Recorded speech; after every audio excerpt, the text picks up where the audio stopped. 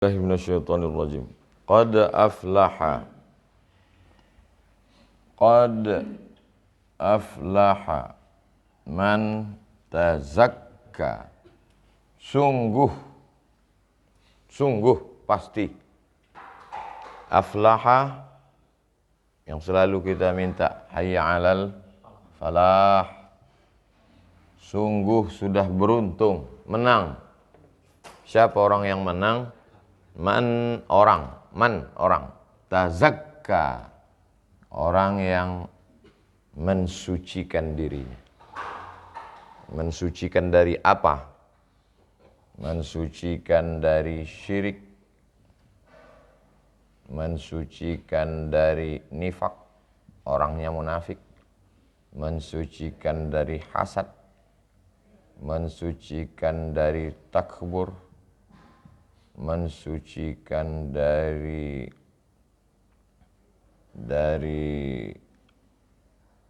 yang disebut dengan uyub, jamak dari aib, semua cacat-cacat hati. Proses ini dalam istilah ilmu tasawuf disebut dengan takhalli. Takhalli artinya kosong, mengosongkan dari yang kotor-kotor. Kalau kita mau minum, gelasnya kotor, tidak bisa langsung dituang air zam-zam, tak bisa langsung dituang air teh, bersihkan dulu.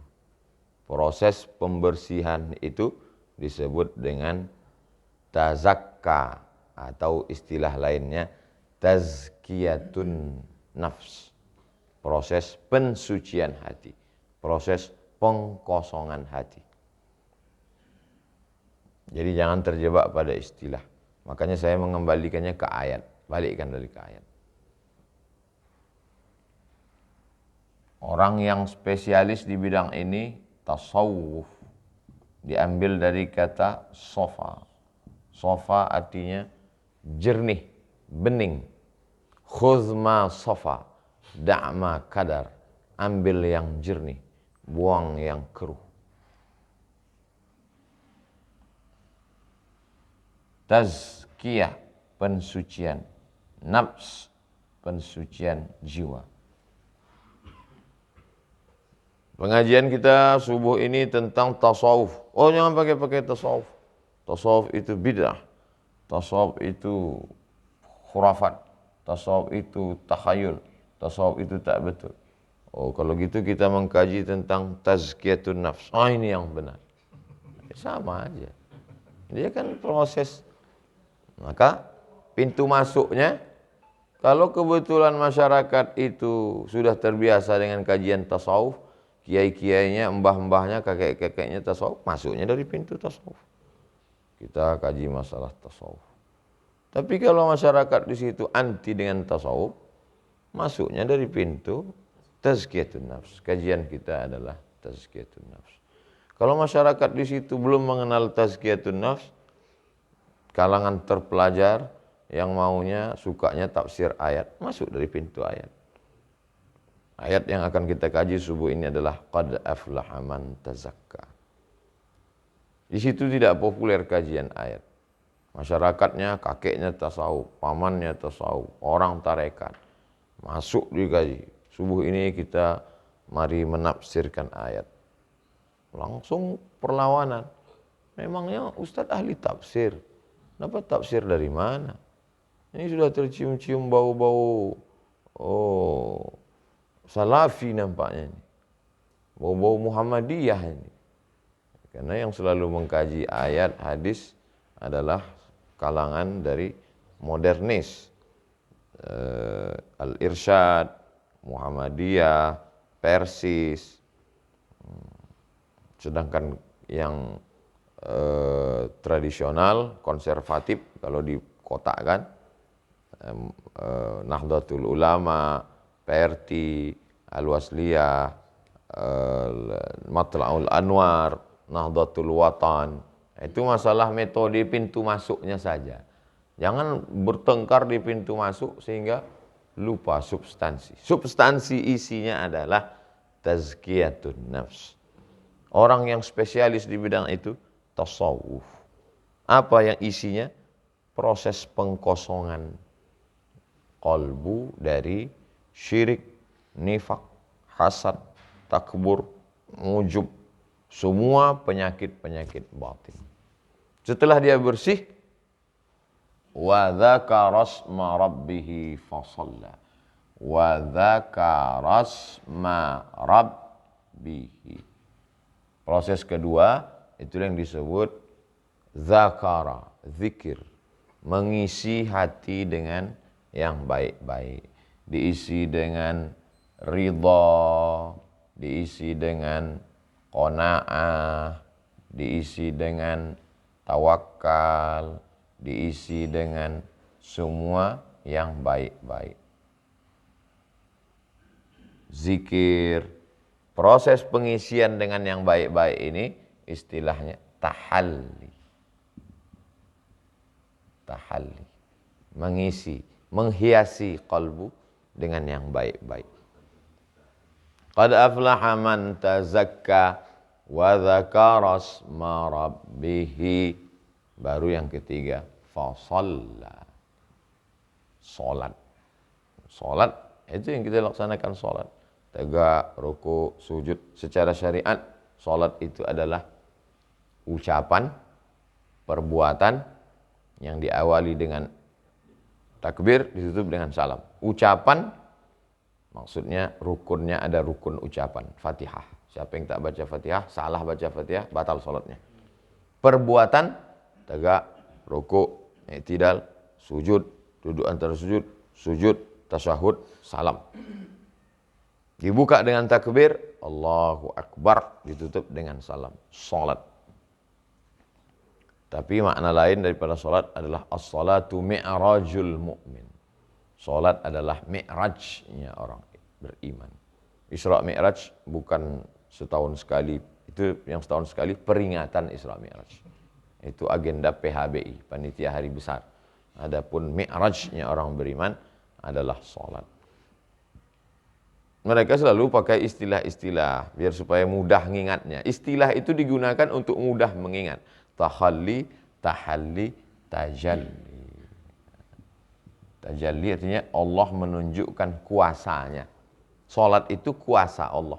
Kita diperlihatkan kuasa Allah. Rukun salatnya sama, bacaan salatnya sama, tapi rasa salatnya tak sama. Ana yang jadi imam, ana yang mengajar salat dengan makmum yang di belakang, belum tentu sama antara rasa dia. Dan di antara keutamaan yang diberikan Allah Subhanahu wa taala, bisa makmum itu tak tahu rasa ana. Andailah makmum itu tahu rasa ana, dan ana tahu rasa makmum, makmum itu tahu rasa ana, bahwa ana tak khusyuk. Dan ana tahu rasa makmum itu bahwa dia merasakan ana tak khusyuk. Apa tak kacau solat itu? Jadi itu bagian juga dari rahmat Allah Subhanahu wa taala. Ketika ini masih ada kita lagi. Kita berusaha. Kita masih berusaha lagi. Berusaha untuk tidak syirik, berusaha untuk tidak nifak, berusaha untuk tidak hasad, berusaha untuk tidak takbur, dan seterusnya. Ini masih ada usaha untuk mengisi, berusaha untuk ridha, berusaha untuk qanaah, berusaha untuk tawakal, berusaha untuk zikir. Ini sudah kita serahkan. La haula wala quwata illa billah. Lalu kemudian kita angkat, semuanya hanya Engkau, aku tak ada lagi apa-apa. Allah. Allahu akbar kabir. Walhamdulillah katsira wa subhanallah bukratan wa asila. Saat itu kita sudah melepaskan diri kita dari semua embel-embel. Kita merasa besar, Allahu akbar kabir. Kita dipuji-puji orang, walhamdulillahi katsir. Kita merasa diri kita suci bersih, wa subhanallahi bukratan wa asila. Setelah lepaskan semua, wajjahtu wajhiya lilladzi fataras samawati wal arda hanifan musliman wa ma ana minal musyrikin. Barulah penyerahan seutuhnya. Inna salati wa nusuki wa mahyaya wa mamati lillahi rabbil alamin. la syarika lahu wa bidzalika umirtu wa ana minal muslimin. Setelah itu berdialog dengan Allah. Bismillahirrahmanirrahim. Kata Allah, Alhamdulillahi Rabbil Alamin. Kata Allah, hamidani abdi, hambaku memuji aku. Ar-Rahmanir Rahim. Kata Allah, asna alayya abdi, hambaku sedang memuja-muji aku. Malik yaumiddin. Kata Allah, azzamani abdi, hambaku mengagungkan aku. Iyyaka na'budu wa iyyaka nasta'in. Kata Allah menjawab, sa'alani abdi wa lahu ma sa'al, hambaku sedang meminta kepada aku. Ihdinas siratal mustaqim, dia akan mendapatkan apa yang dia minta. Siratal ladzina an'amta alaihim ghairil maghdubi alaihim waladdallin. Amin.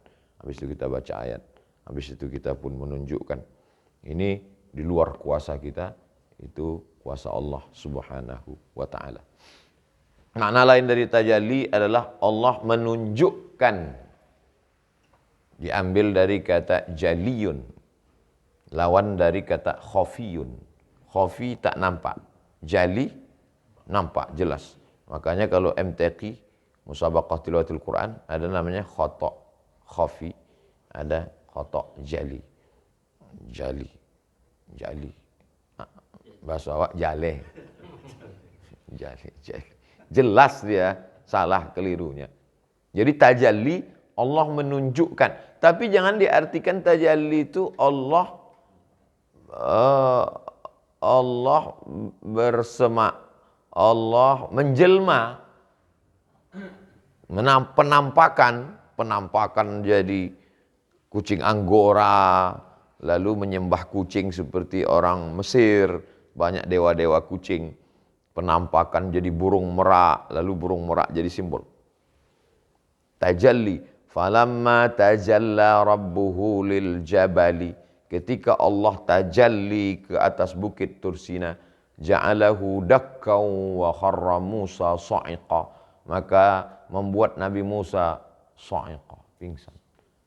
Tajalli di situ. Apakah Allah menjelma jadi bukit Tursina? Tidak. Walam yakul lahu kufuwan ahad. Bukit Tursina berubah menjadi Allah. Bukan. Lalu apa maksudnya tajalli di situ? Abdullah bin Abbas ditanya, orang yang paling mengerti tentang Al-Quran. Abdullah bin Abbas, ya, waktu Allah tajalli menampakkan kuasanya di atas bukit Tursina, yang dilihat Nabi Musa itu apa? Apa yang dilihat Nabi Musa? Kata Abdullah bin Abbas, Nabi Musa melihat cahaya.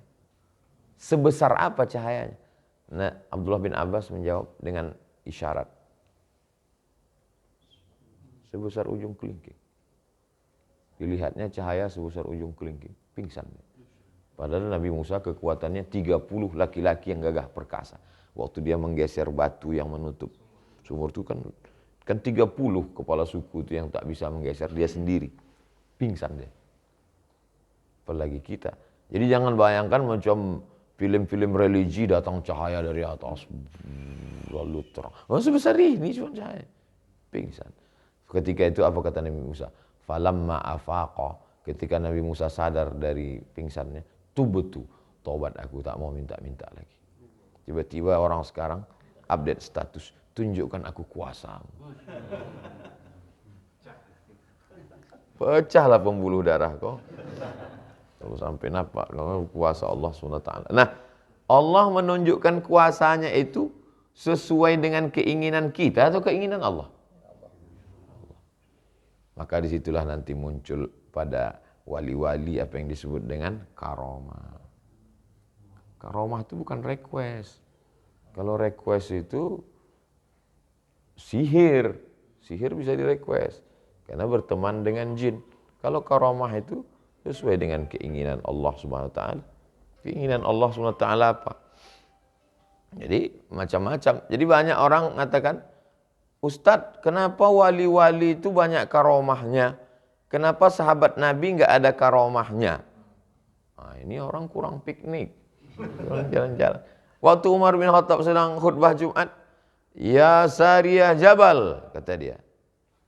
Ya Sariyah, wahai pasukan. Pasukan yang dikirim untuk berperang itu namanya Sariyah.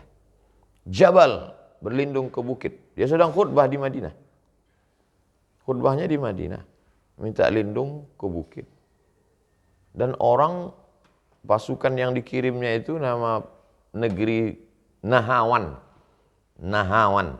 Di Nahawan itu mereka mendengar, kami berlindung ke bukit, maka kami selamat. Kenapa? Kami dengar Umar bin Khattab. Sekarang apa namanya itu? Streaming. Nampaknya. Itu karomah. Tapi bukan kehendak dia. Seandainya karomah itu kehendak Umar, maka Umar tidak mati ditikam oleh Abu Lu'lu'ah. Apakah Umar itu tahu bahwa dia akan ditikam oleh Abu Lu'lu'ah? Tak tahu. Kalau gitu dia tak ada karomah. Ada, tapi ditutup Allah. Seandainya dibuka Allah, unlimited. Dan Umar tahu bahwa dia akan ditikam. Dia tetap pergi. Berarti dia mati bunuh diri. Ditutup Allah. Apakah Sayyidina Ali tahu bahwa dia akan ditikam Abdurrahman ibnu Muljam? Tak tahu. Kalau gitu dia tak punya karomah. Dia punya karomah. Jadi kalau kita ke tempat kiai, malu mau ngetes. Ini kiai tahu nggak apa dalam hati saya? Ternyata kiainya nggak punya karomah. Kenapa? Dia kasih teh manis, saya minta kopi susu. Ada yang ditutup Allah. Dan sengaja ditutup Allah. Dan dia minta tutup. Karena kalau dibuka kan rusak sekali hati saya kalau tahu saya apa yang ada dalam hati Ame, apa yang ada dalam hati Pak Haji, apa yang ada di dalam hati Udas, apa yang ada di hati Antum. Anehnya orang sekarang ada yang zikir tertentu, ya Allah supaya aku tahu apa sih arti murid-muridku, supaya dia lebih yakin kepada aku bahwa aku ini adalah guru spiritual.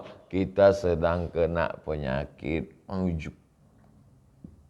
Ijabul mar'i binafsihi unwanu dha'fi aqlihi. Orang yang ujub, terkagum-kagum dengan dirinya, itu adalah tanda lemah akalnya. Jadi kalau ada orang yang zikir tertentu, niatnya supaya tahu apa isi hati orang, dia level berapa? Paling rendah. Paling rendah. Bahwa Allah kasih karomah, itu kehendak Allah Subhanahu wa taala. Kenapa pada zaman dulu, kira-kira 100-200 tahun yang lalu, ulama-ulama itu diberikan karomah, bisa berjalan di atas air, nggak mempan peluru. Di zaman itu yang diperlukan memang itu. Karena dia menghadapi tukang santet, tukang sihir. Memang itu yang diperlukan. Di zaman sekarang, kalau ada misalnya kiai yang jalan di atas air, terus untuk apa jembatan Suramadu? Di zaman itu memang perlunya itu. Di zaman Nabi Musa memang perlunya tongkat yang berubah menjadi ular. Di zaman Nabi Muhammad SAW nggak perlu. Karena tukang sihir waktu itu tidak sedahsyat zaman Nabi Musa. Di zaman Nabi Isa memang perlunya untuk kenabian itu ada orang lumpuh bisa berdiri. Biiznillah, dengan izin Allah. Dan itu kuasa Allah Subhanahu wa ta'ala. Jadi dipahami karomah atau mukjizat pada wali-wali, karomah pada nabi-nabi, mukjizah pada orang biasa, ma'unah, pertolongan Allah SWT, itu berdasarkan kudrat, iradat, murni, kehendak Allah. Bisa jadi kemauan si hamba yang disetujui Allah, bisa jadi hambanya nggak mau tapi Allah mau. Nah, itu sesuai. Jadi kalau ada orang berpikir dia zikir, wa dzakara asma rabbih, mau ini, mereka seperti baina kal mayyiti baina man yaghsiluhu, seperti mayat di tangan orang yang memandikannya. Seperti mayat di tangan orang yang memandikannya. Kalau saya mayat di tangan orang yang memandikan, tak mungkin tangan saya gini. Terserah dialah, mau pegang hidung saya, mau pegang. Begitulah dia di hadapan Allah Subhanahu wa ta'ala. Apa yang mau kau kasih, kasihlah ya Allah. Apa yang mau kau kasih, kasihlah ya Allah. Jadi nabi-nabi itu sudah sampai kepada level itu. Apa yang mau kau kasih, apa yang mau kau beri, berilah ya Allah. Ditempatkannya di istana Fir'aun, siap. Dikeluarkannya dari istana Fir'aun, siap. Di tengah kekuasaan Fir'aun dapat fasilitas semuanya, siap. Tiba-tiba terusir dari istana Fir'aun sampai mau minum pun payah, makan pun payah, siap. Karena dia sudah sampai pada maqam Allah menunjukkan kuasanya, tak lagi ada daya dan upaya dia. Kaji-kaji seperti ini di sebagian orang menarik, tapi di sebagian orang menurut dia inilah yang membuat umat Islam mundur. Maka jangan lagi kaji-kaji tasawuf. Sebagian lagi enak, suka dia, apalagi pada bab karomah ini. Kenapa? Itu menina bobok kan. Cerita wali ini, cerita wali. Kami baru pulang kemarin dari, kalau antum tengok update status dari Besilam. Besilam itu salah satu wali Allah namanya Syekh Abdul Wahab Rokan. Jadi Syekh Abdul Wahab Rokan umurnya 115 tahun.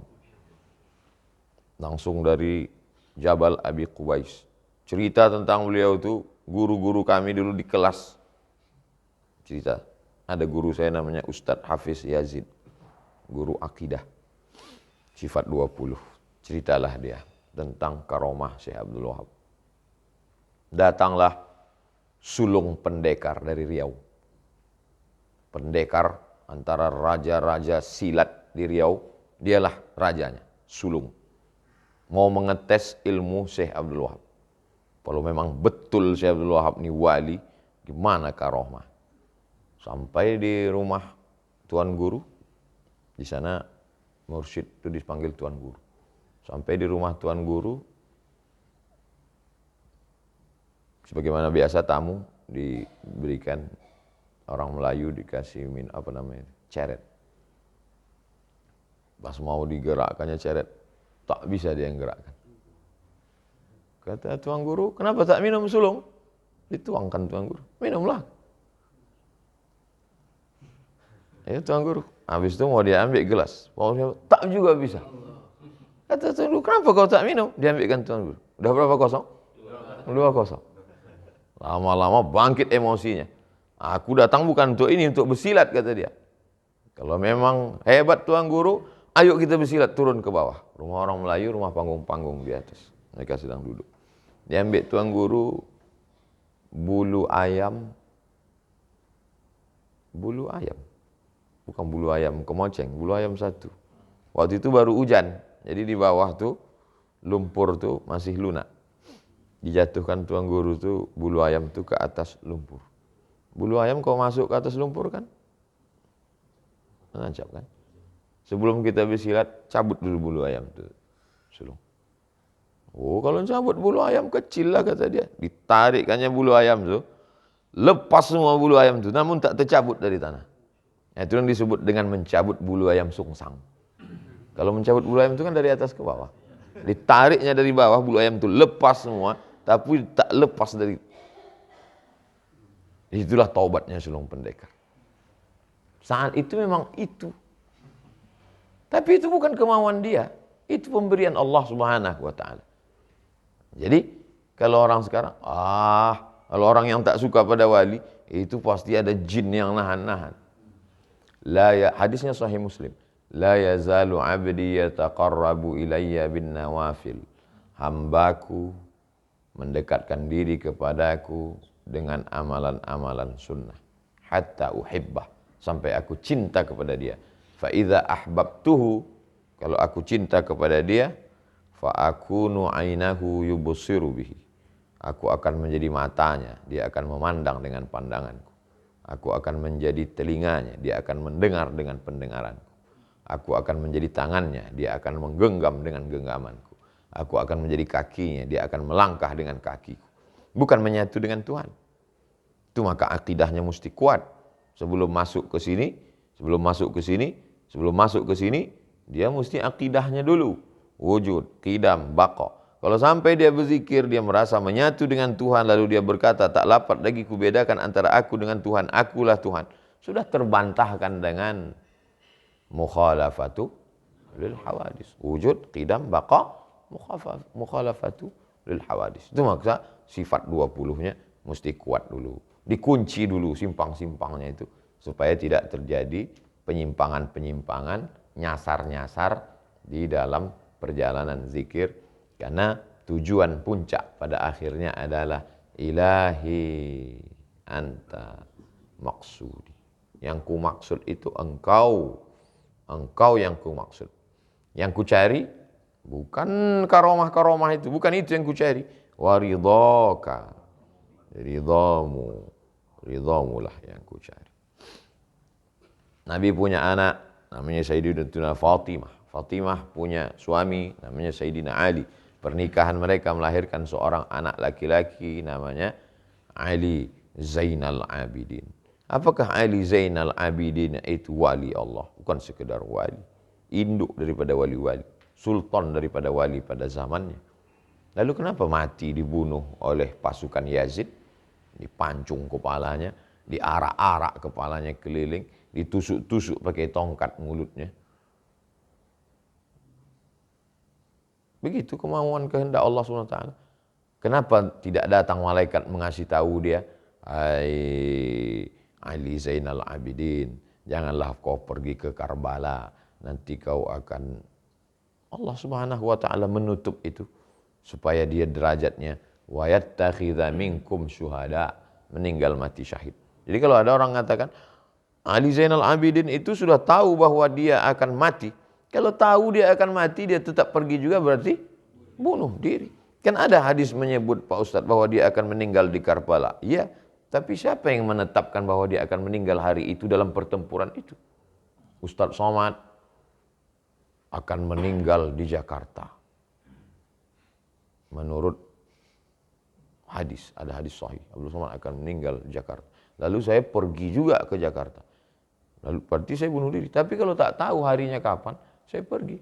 Karena saya disuruh berikhtiar. Bismillahi tawakkaltu ala Allah, la haula wala quwata illa billah. Adapun karomah-karomah itu hanya salah satu dari tajalli. Makanya yang diinginkan oleh wali-wali Allah yang makom-makom tinggi itu apa yang mereka inginkan? Yang diinginkannya adalah al-istiqamah.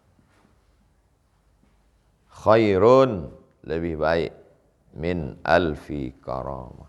Satu istiqamah lebih baik daripada 1000 karamah. Bahkan kata Sayyidul Aulia, Sultanul Aulia, sultannya para wali, Syekh Abdul Qadir Al-Jilani, orang yang baru sampai ke maqam tajalli itu, yang sudah lewat takhalli, sudah bersih, kosong sudah, baru diisi, sudah cantik, sudah dihiasi dengan ridha, qanaah, tawakal. Sampai dia pada awal-awal maqam tajalli, melihat kejadian-kejadian yang aneh pada dirinya itu, dia malu seperti maaf perempuan yang baru-baru pertama kali haid. Malu dia untuk menceritakan. Aneh bin ajaib, orang sekarang sengaja mau minta zikir dan wirid tertentu biar mengalami keanehan-keanehan. Akhirnya betul-betul jadi manusia aneh. Karena sekarang semua ingin aneh. Cuma anak aneh. Dengar pengajian agak 2-3 kali. Nggak menarik. Kenapa? Saya mau nyari yang aneh-aneh. Kita ini sesuai dengan apa yang kita inginkan. Kalau ngaji ingin yang aneh-aneh, ya dapat yang aneh-aneh. Gitu juga kalau kita ingin istiqomah, insya Allah itu dapat. Tapi kalau kita ingin yang pengalaman aneh-aneh, ya betul aneh-aneh yang datang. Diuji dengan jin, diuji dengan setan, datanglah bisikan-bisikan jin ifrit dan lain sebagainya. Jadi apa yang saya kaji ini untuk menunjukkan peta perjalanan bahwa kita dari ini sampai ke airport, nanti akan ke Cengkareng. Jadwal pertama ini berawal dari tahalli, kosong-kosongkan. Setelah bersih tahalli, isi-isikan. Setelah itu terserah Allah mau dia mau kasih kita dalam bentuk apa. Dikasihnya kita rezeki lancar. Itu juga bagian dari tajalli. Untuk kau cocoknya ku kasih rezeki lancar. Untuk kau cocoknya ku kasih ini. Untuk engkau cocoknya sesuainya ku kasih. Menurut ilmu Allah, bukan ilmu kita. Yang bahaya itu kita paksa Allah. Allah kasih rezeki. Aku tidak mau rezeki Allah. Aku mau kebal. Oh, bukan kemauan kita itu. Itu kehendak Allah Subhanahu wa ta'ala. Jadi inilah secara simpel. Nah, baru nanti kalau ada ustadz. Kajian kita subuh ini adalah membahas tentang hasad. Kalau begitu masuk ke mana? Kajian zuhur ini kita akan membahas tentang bagaimana supaya kita menerima ketetapan Allah dengan lapang hati. Berarti masuk ke mana? Kajian kita pada kultum Ramadan ini adalah bagaimana supaya kita jangan masuk golongan munafik. Kajian kita pada kajian bulanan ini membahas tentang karamah wali-wali yang diambil dari kitab Syekh Abdul Wahab Asy-Sya'rani, Jami' Karamatil Aulia. Oh.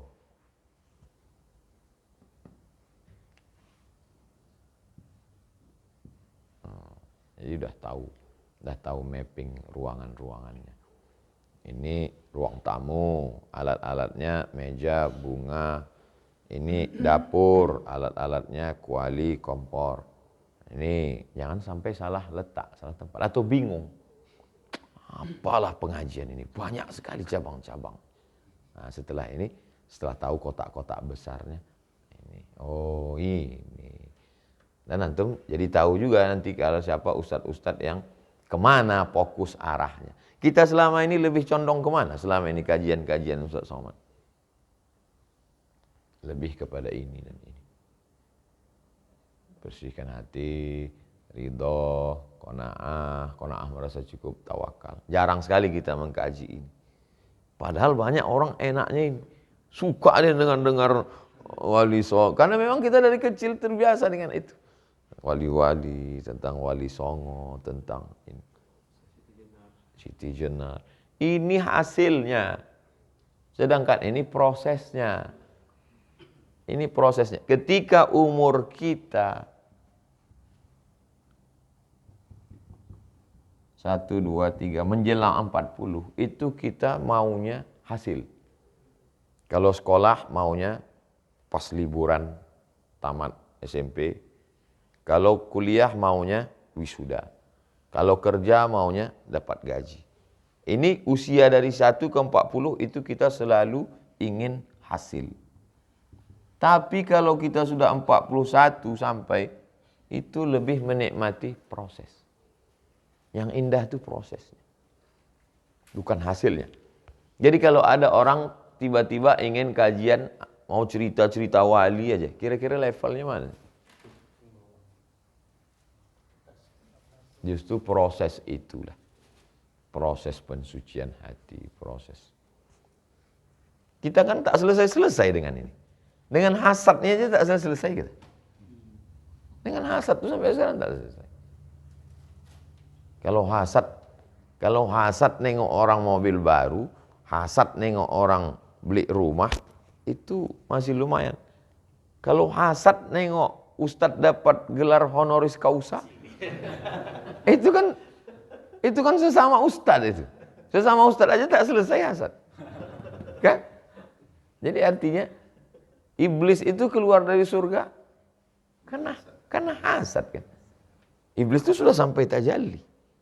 Iblis itu sudah dialog dengan Allah, ngobrol dengan Allah. Ma mana'aka alla tasjuda li Adam? Kenapa kau tak mau sujud kepada Adam? Itu bukan melalui WA itu. Bukan chatting itu. Ma mana'aka alla tasjuda li Adam iz amartuk? Langsung jawab iblis, khalaqtani min nar, aku dari api, wa khalaqtahu min tin, dia dari tanah. Ukhruj, kata Allah, keluar kau dari surga. Malaka anta takabbara fiha, tak layak kau membesarkan diri, menyombongkan dirimu di dalam surga. Takbur. Kenapa takbur muncul? Dari hasad. Fabi'izzatika, tengok apa kata iblis, fabi'izzatika, dengan kemuliaanmu ya Allah, anzirni ila yaumi yub'atsun, berikan aku limit tambahan waktu, panjangkan umurku sampai hari kiamat. Apa jawab Allah? Innaka minal munzarin. Doa iblis pernah terkabul, doa kita belum. Kalau gitu lebih hebat siapa? Lebih hebat iblis. Innaka minal munzarin, anzirni ila yaumi yub'atsun. Ayat langsung dijawab, innaka minal munzarin. Makbul doa iblis. Kalau cerita tajalli, jadi jangan bangga dulu baru dapat secercah karamah, kemana-mana sudah. Dengan siapa pengajiannya? Dengan Ustadz An. Ada apa-apanya kalau ngaji sama saya. Sampai ke puncak kaji, tapi sudah kena di pasal. Sudah sampai ke atas, jatuh lagi ke bawah. Ibrahim bin Adham pulang ke kampungnya. Biasalah pakaian ulama. Yang dimaksud dengan pakaian ulama itu kolan suah. Habis kolan suah, imamah.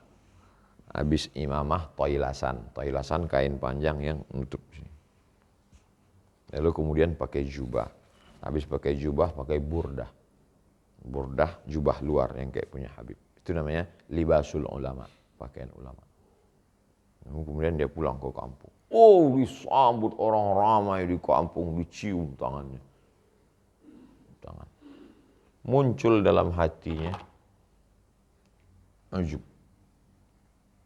Merasa ujub, merasa kagum pada diri sendiri. Pas pulang kampung berikutnya, dia pakai sirwal. Sirwal pakaian yang jauh dari ulama, pakaian orang awam. Pakai celana, habis itu dia pakai gamis, komis. Gamis itu jubah yang satu lapis. Dan hanya pakai kolan suah. Orang di kampungnya enggak respect, enggak respon. Ketika orang tidak menyambut dia merasa dirinya lemah, dia sedang menemukan. Lepas ini pindah dia ke sini.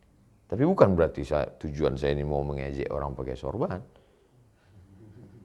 Jangan nanti ketika jangan kaji ini konteks yang sedang ini dibawa keluar. Nanti ketika ada Habib atau Syekh pakai sorban, nampaknya ujub. Bukan itu maksudnya. Kita menuduh orang ujub itu udah kena juga di sini. Udah kena pada pasal ghibah, namimah, suuzon. Jadi dengan ngaji ini sesungguhnya jangan ini dikaji lalu untuk ngukur orang. Kita sibuk dengan aib-aib cacat diri kita. Apakah Ustaz Somad ini udah lepas dari yang ini? Belum. Bisa-bisa saya ini syirik. Menyembah siapa Ustaz? Ustaz kan enggak nyembah Lata Uzza, nyembah follower. Nyembah subscriber. Bisa-bisa Ustaz ini nifak, munafik. Lain pas depan jamaah, lain di belakang jamaah. Lain dengan yang internet, lain dengan Ustaz nanti datang pengajian kami ya. Insya Allah saya datang. Pas sama tim kan, jangan kasih parah. Ustaz ini menimpa. Jangan mesti ada hasad, masih ada dengki, merasa diri lebih. Kalau dengar dari ceramah-ceramah Ustaz, saya ini dari luar negeri menulis, lebih takbur, ujub. Jadi yang kita inginkan itu adalah apa sebetulnya? Apa sebetulnya? Mau request tajalli yang mana kita? Mau yang jalan di atas air, yang mau tahu hati orang, yang mau kebal peluru, yang mau supaya kedip mata orang langsung mati. Ustadz kami ingin Ustadz dapat tajalli yang itulah Ustadz. Supaya sekali kedip haters-haters itu langsung mati. Gak tahan kami Ustadz menengok Ustadz dibuli-buli itu. Kami maunya orang yang membuli Ustadz tuh, Ustadz langsung mati dia.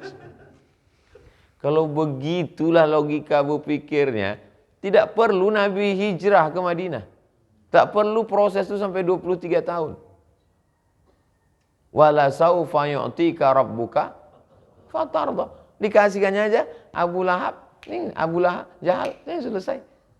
Habis, tak perlu sepanjang itu sejarah Islam itu. Sampai hijrah dulu ke Habasyah, Nabi dilempari batu, Nabi dilempari kencing onta, Nabi diejek. Sebetulnya kedatangan Nabi itu mau menunjukkan bahwa proses perjalanan dakwah itu adalah manusiawi. Kalau mau cerita ilmiah. Tapi kalau tidak cerita ilmiah, jadi kalau ada nanti ya anak-anak muda yang lagi semangat, kebetulan semangatnya ngaji nih. Kenapa Ustaz nggak punya karamah? Kenapa nggak langsung aja Ustaz pukul lalu semua buzzer haters itu mati? Kalau begitu lalu ente masuk surga pakai apa? Di mana letak jihadnya? Di mana letak amar ma'ruf nahi mungkarnya? Di mana letak watawasobil haq watawasobil sobrnya? Di mana letak sabarnya? Jadi seandainya kita disuruh memilih di antara tajalli itu, mau pilih tajalli yang mana? biarlah kau berikan kami tajalli yang istiqomah, menikmati ibadah, menikmati khusyuk dalam sholat. Karena itulah nanti yang bisa jadi bekal menghadap Allah. Mau supaya setiap tamu yang datang itu kita tahu isi hatinya. Kira-kira apa yang bisa kita bawa dari itu untuk menghadap Allah? Pilihannya dua tajalli. Satu tajalli menikmati sholat, istiqomah dalam sholat, dan khusyuk dalam sholat. Satu tajalli. Dan itu tidak dilihat orang. Satu lagi tajallinya, siapa aja tamu yang datang, tahu kita isi hati. Kalau bolehlah memilih, biarlah ana yang menikmati sholat. Karena itu nanti yang bekal ana dikubur kan. Saat menjawab mungkar nakir, sholat ana itu menolong. Saat dihisab, itu juga menolong. Saat di surga. Adapun yang tahu isi hati orang tadi, sedang duduk di rumah. Ustadz, ini ada tamu mau datang. Ya, langsung dalam hati tahu. Oh, dia mau buat baleho untuk caleg. Kita pun langsung emosi. Langsung ngomongnya nyindir. Kita kalau mau ketemu ustadz itu niatnya mesti diluruskan. Habislah energi untuk itu. Marah-marah terus lah. Padahal awal-awal itu sudah dipesan sama orang di dapur. Nanti ada tamu, coba siapkan makan siang. Begitu tahu niatnya mau nyalek, udah air putih aja. Hilanglah memuliakan tamu, hilang. Jadi kalau kita bolehlah minta karomah terlalu tinggi, ma'unah, biarlah berlapang dada melihat orang lain dapat nikmat, bagaimana supaya kita hidup ini ridho, bagaimana supaya qanaah, bagaimana supaya tawakal. Adapun yang tadi-tadi itu, tapi kenapa Allah kasih kepada wali ini? Makom dia, level dia. Dia dikasih itu tidak ada ujubnya sama sekali. Dan memang untuk wasilah dakwah dia pada waktu itu. Kemudian Syekh Abdul Wahab, dia bukan sebagai seorang syekh lalu hanya berzikir dalam kelambu. Enggak. Dia mengirim. Kalau seorang syekh mursyid tidak bisa pergi, maka dikirimnya muridnya sebagai penggantinya. Penggantinya itu disebut dengan khalifah. Saya misal syekh mursyid, nggak bisa saya pergi, maka khalifah. Jadi selama dia menjadi mursyid, berapa khalifah yang dia angkat? Nah, itu khalifah. Kamu nanti khalifahku untuk di sini. Kamu khalifahku untuk di sini. Di Riau diangkat khalifah untuk berdakwah di suku terasing. Kalau sekarang kami masuk ke Talang, beliau masuk ke suku Sakai. Masuklah khalifahnya tadi ke suku Sakai. Lalu kemudian ketika masuk ke suku Sakai tadi, batin, nama istilah tokoh masyarakat di Sakai itu batin. Ada batin hitam, ada batin putih. Batin-batin ini terganggu dengan kedatangan khalifah tadi. Sebab kedatangan khalifah ini mengganggu stabilitas keamanan suku Sakai. Maka batin-batin ngumpul dipanggil khalifah. Khalifah jangan masuk lagi ke sini.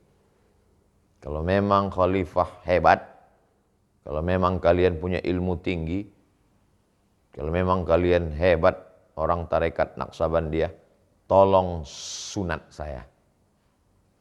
Kata batin-batin. Tolong khitan saya. Kata khalifah, kalau cuma untuk mengkhitan kamu tak perlu aku, cukup muridku aja. Panggilnya muridnya. Murid sini, tolong kau khitan dia. Kebetulan muridnya sudah megang golok. Golok itu kan yang tajam bagian mana? Bawahnya kan. Kata muridnya, kalau untuk mengkhitan kau tak perlu pakai bawah ini, cukup pakai atasnya. Diputarnya sekali, putus. Kalau untuk mengkhitan kau tak perlu pakai bawah nih. Cukup dengan atas nih kata dia. Putar sekali, putus. Itulah asalnya orang itu masuk Islam. Masuk Islam Sakai. Kisah ini ditulis oleh UU Hamidi, tokoh budaya Melayu Riau, dalam buku Peran Tarekat Naqsabandiyah dalam Pengislaman Suku Sakai. Dicetak oleh UWIR Press. Saya baca buku ini 98 di perpustakaan mahasiswa Riau di Kairo. Dari pembahasan tahalli dengan tajalli, ana yakin dan percaya kisah yang antum ingat pasti kisah Syekh Abdul Wahab.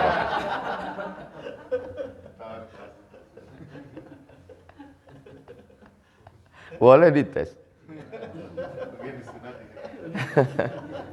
Mudah-mudahan kita diberikan istiqomah. Jadi kajian ini supaya kita memandang masalah ini clear. Dari penjelasan ini kira-kira clear. Supaya jangan sampai nanti ada tuduhan kisah wali-wali itu diciptakan. Nah, kisah wali-wali itu real, terjadi. Jangan pula kita memandang bahwa wali lebih hebat daripada sahabat Nabi. Tidak. Lalu kemudian memposisikan diri kita. Nah, itu tujuan dari penjelasan subuh. Itu mudah-mudahan bermanfaat. Terima kasih. Assalamualaikum warahmatullahi wabarakatuh.